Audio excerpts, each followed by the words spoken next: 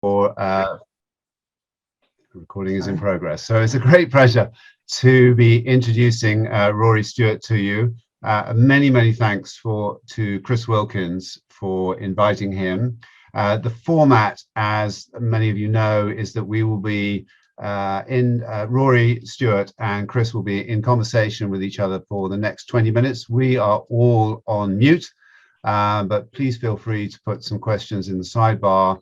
When the 20 minutes is up, we will move to questions and take it from there. So Chris, may I hand the baton to you, and very good to see you there.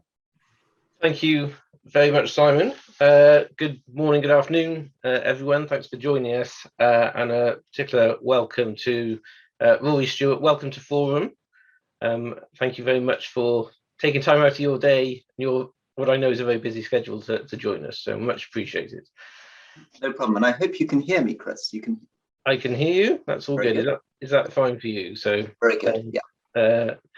Great. Well, I'm going to try not to talk too much anyway, so you don't need to hear me. You just tell us what you think about things. But look, we're here to talk about Afghanistan, but also some of the wider implications of what's happened there in terms of foreign affairs. And when we conceived this, obviously Afghanistan was very much what on the front pages, top of mind, the awful pictures from the airport as people were trying to escape as the withdrawal took place. Since then, it's sort of slipped inevitably from the front pages and maybe slightly out of people's minds. I wonder if we just start by asking you just give us a sense from your friends, your colleagues, contacts there. Just give us a sense of kind of what the situation is on the ground for ordinary people in Afghanistan today.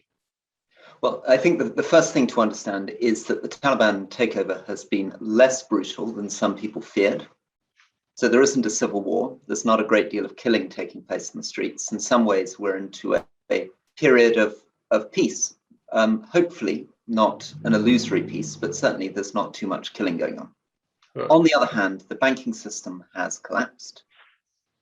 Most of the international embassies and charities have withdrawn from the ground, which basically means that it's no longer possible for actually literally hundreds of thousands of Afghans who worked for NGOs, for bits of the US government, the British government, or to receive their normal incomes.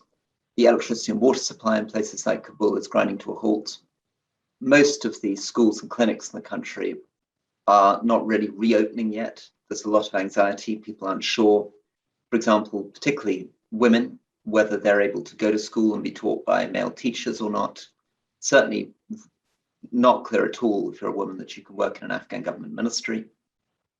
And the Taliban at the moment is feeling quite confident, but they have £8 or £9 billion of the Afghan government's money is currently locked up overseas, so they're not really able to bring the money together to do their basic services. So a poor, fragile, traumatized country, temporarily at a slightly more peace, but unfortunately going into a development and humanitarian catastrophe.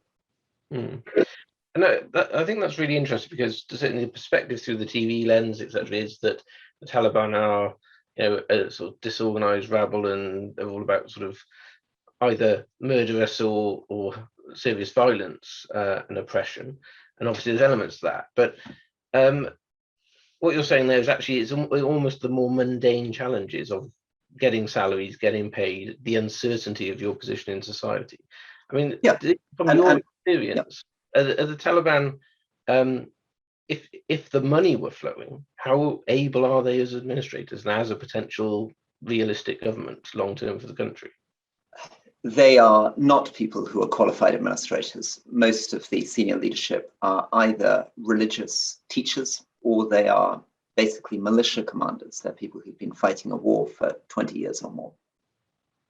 Rather disturbingly, 3 of the senior people are from the Haqqani network that organized large strings of suicide bombers, literally thousands of young Afghans strapped with bombs, giving up their lives, killing thousands of other Afghan civilians over the last 20 years.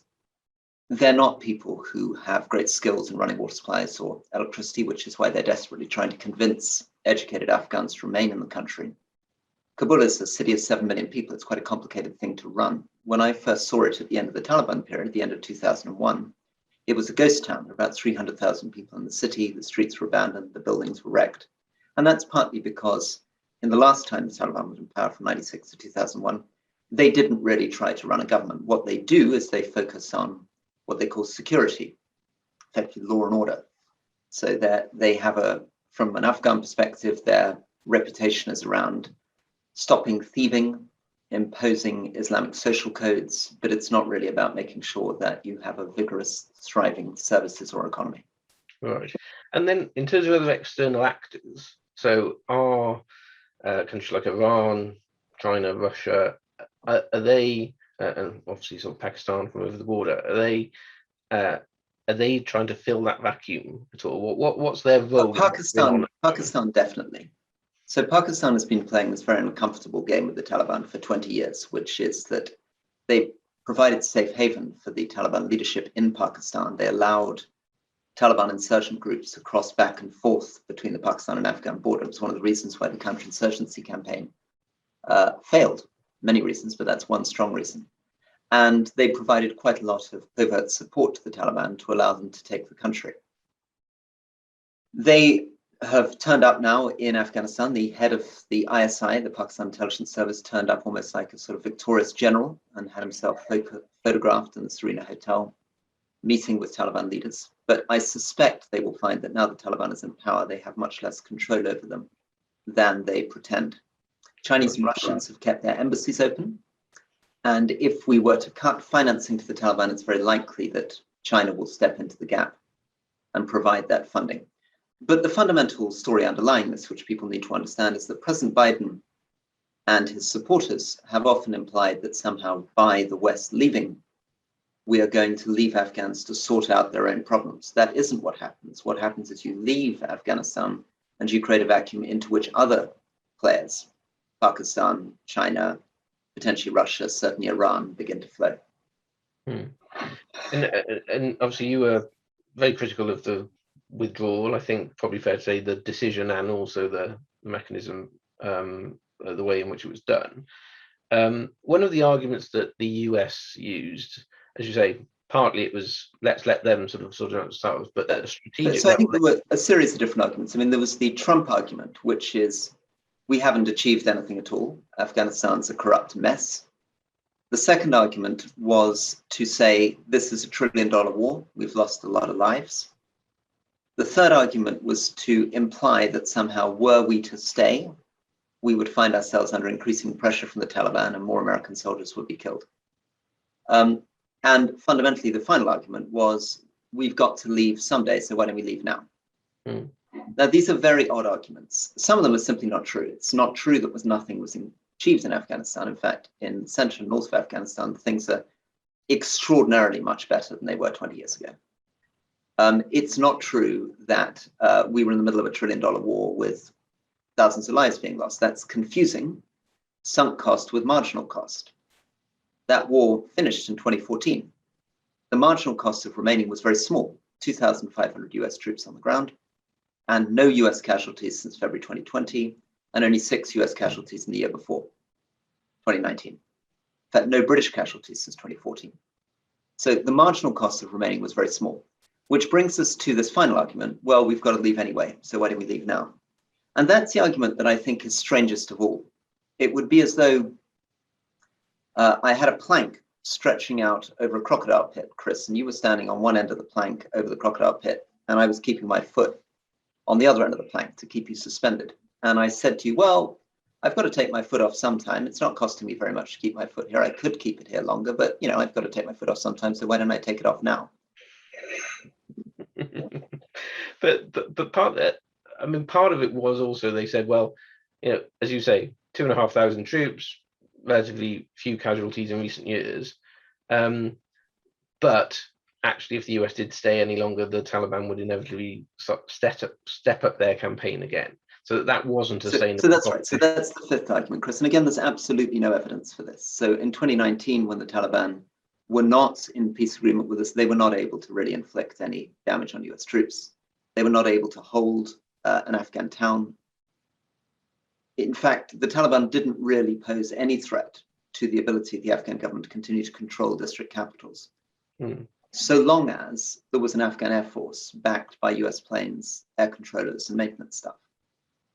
the reason why the Taliban managed to take the country is not because they were building up an irresistible momentum where they were going to take the country pretty soon anyway. The reason they took the country is that the United States and Britain and others chose to totally dismantle the Afghan Air Force, remove the 18,000 contractors who maintained those planes and kept them flying, and above all, dealt an amazing morale blow to the Afghan military that had been fighting very bravely for 20 years by making them feel there was no one there to support them. No medevac, no ammunition, no reinforcements, none of the things which those air platforms provided.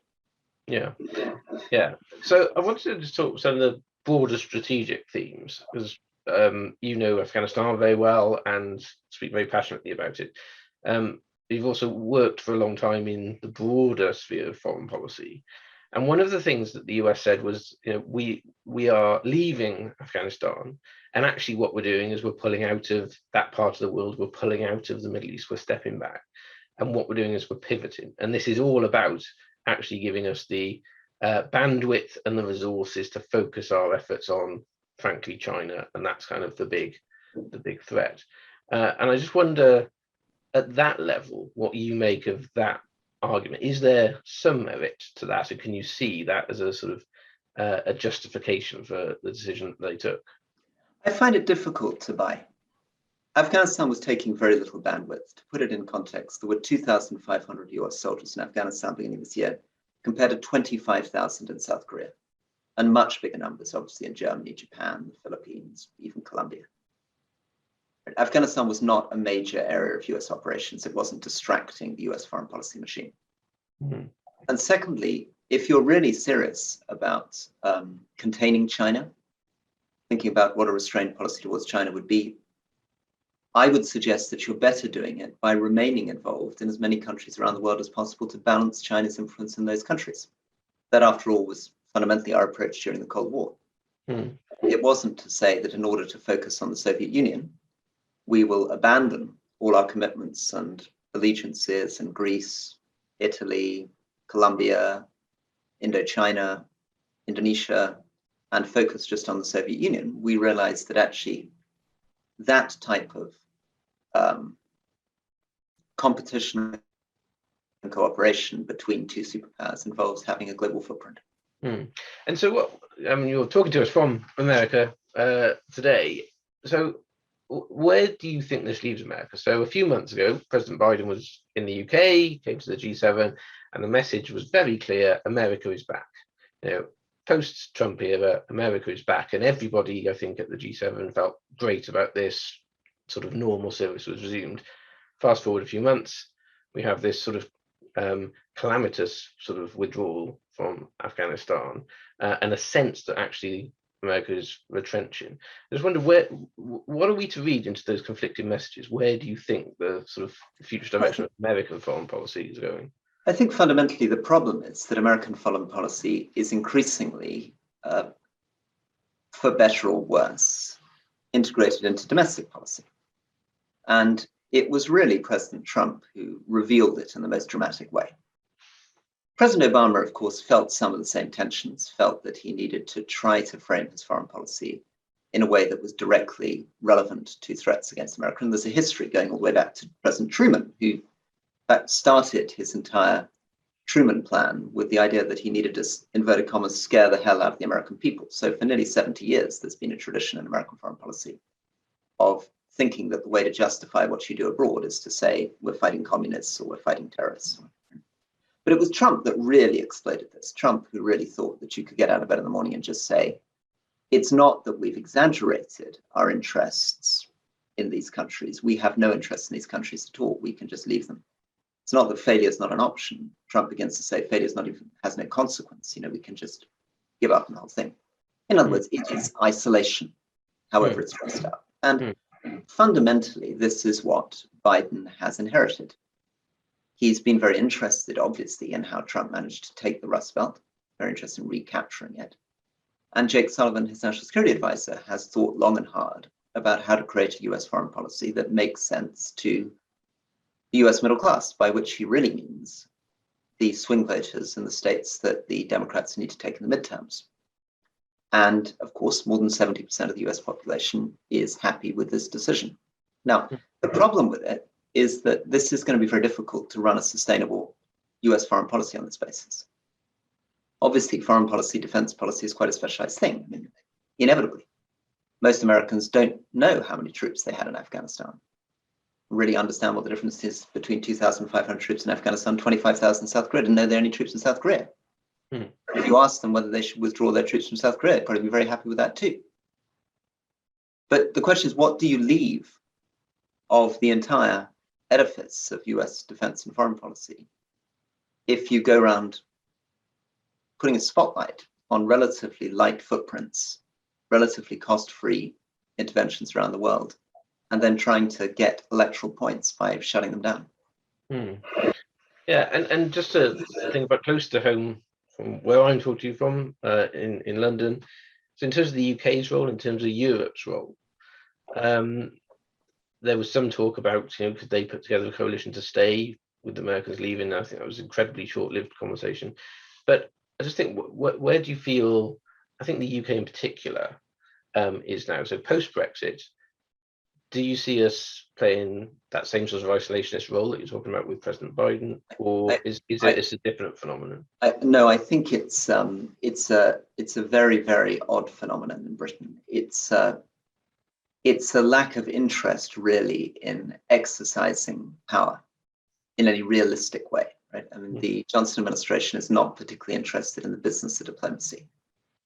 Many of the things which diplomacy is involved in, fundamentally messy compromises, are not very interesting to him. He has he's got a sort of cartoon-like vision of foreign policy. I remember when I worked from the Foreign Office, him saying to me, "Rory, I want you to sort out Libya. Libya is a bite-sized British problem." Okay? And when I said, Foreign Secretary, we don't have an embassy in Libya at the moment, we have a budget, we don't have any money, but this is what we could do with 40 million pounds to work with the Italians or the UN, and maybe we could make a difference in this part of southern Libya. Of course, he completely lost interest. That's not what he meant. What he meant was somehow there was going to be some great easy win for global Britain, and sprinkles of stardust on, and we tick Libya off the map. Now, obviously, dealing with some of the most fragile, traumatized, conflict-affected countries in the world is not like that. I mean, you think leveling up is going to be difficult, try leveling up Libya, right? Starting from a much, much lower base than Hartlepool, right? Yeah. So I think we have an administration that is remarkably incurious about foreign policy, remarkably inattentive to its details, hasn't funded the Foreign Office properly, has cut the international development budget, and is pretending to do defense policy by spending money really on industrial projects in Britain. So really, what is this aircraft carrier? It's a way of creating jobs in Scotland, but there is no proper strategic justification for putting all your money into this floating target for Chinese drones. Let's talk about that at some length, I think. We've got some audience questions. Can I ask one more of my own before we go to those? And it's, again, at that broader strategic level. So the big, I guess, geopolitical battleground for the coming years is the Chinese view, which is, I think, that basically America is in decline. They are ascendant, and within a relatively short period of time, the balance of power will shift, and China will be the dominant power. And when after what we've just seen in Afghanistan, America withdrawal, and the way that's happened, what do you think China, Russia, etc., have made? Does that bolster their point of view, or are they thinking, oh, actually, they're coming for us now? It's difficult to know. What I would say is that America's unique selling point, what differentiated it from China or Russia, was its capacity to get involved in these interventions. So from Bosnia in 94, 95, through Kosovo in 99, and Iraq and Afghanistan, what made the US distinct was its ability to put together an international coalition, put troops on the ground, and get involved, for better or worse, in these projects of either peace building or nation building. Those are things which are not conceivable for China or Russia to lead those kind of international coalitions. By leaving Afghanistan, they have basically abandoned what was their clear differentiating principle in the global order. Right? What made America different was it was able to play the role of a global policeman in the way that China didn't want to. Right? didn't really have the capacity to.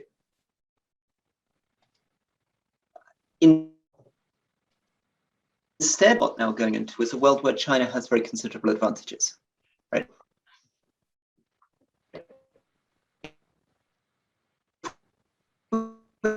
Getting into a world of So Rory, we are just losing you a little bit there. Directly with China on data. Rory, can you hear me? Because we're losing you. I wonder if you might be able to reconnect. Simon, am I better now? Yeah, that's better. Yeah. That's very good. So do you mind? We're gonna go to. Is the connection better here? Yep, that's good. That's Can you hear me better? We can hear you better, and we've had a nice view of your house in Yale. Looks very nice. Okay, very good. So, Here I am. So I'm going to go to Henry Hood. Henry, will you come forward with your question, please? We're going to ask you to unmute. Thank you, Rory. Absolutely fascinating. My question was, how many do the Taliban actually muster in the context of the country of the size of Afghanistan? And what might that mean in terms of how they will run a country in the era of social media?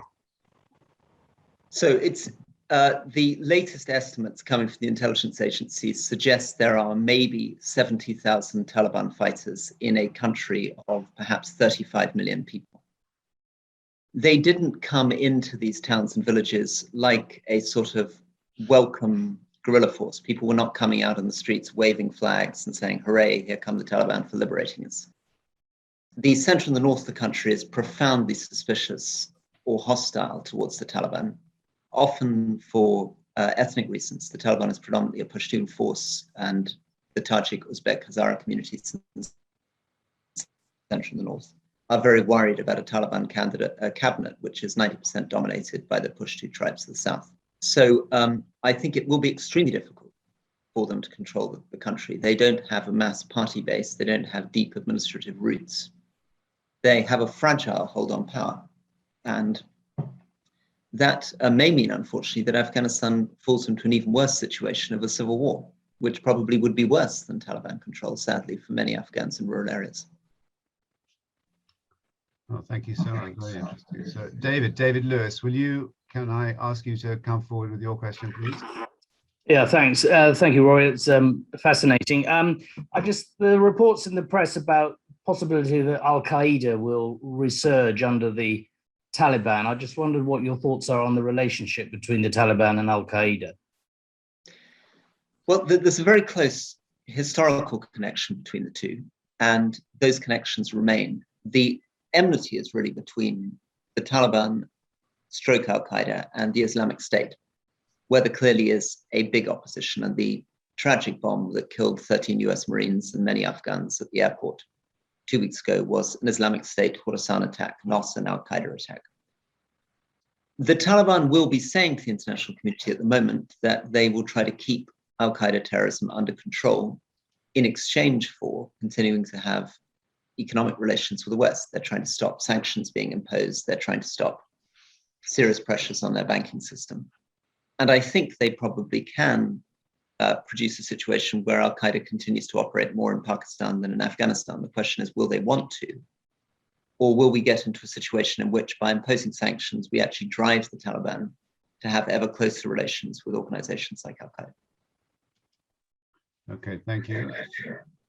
And I just want to ask Andrew Dalton, are you there? Can we see you? Will you come forward with your question? Sorry, 1 second. Hi, sorry, apologies. I'm walking the dog in Abu Dhabi, where it's late and very dark. So sincere apologies if I can't be seen and if the line's not great. My question was very simply on Russia, both vis-a-vis Afghanistan and other areas of, let's say, potential areas of conflict between China and other kind of, let's say, motivated new world powers vis-a-vis the traditional Western world order, at least through the prism of the British press and through other parts of Western Europe. There still seems to be a very significant focus on the bogeyman Russia alongside China. Russia economically on paper really doesn't look that significant and is increasingly less significant. So do you think it's a distraction and the focus should just be on China and not on Russia?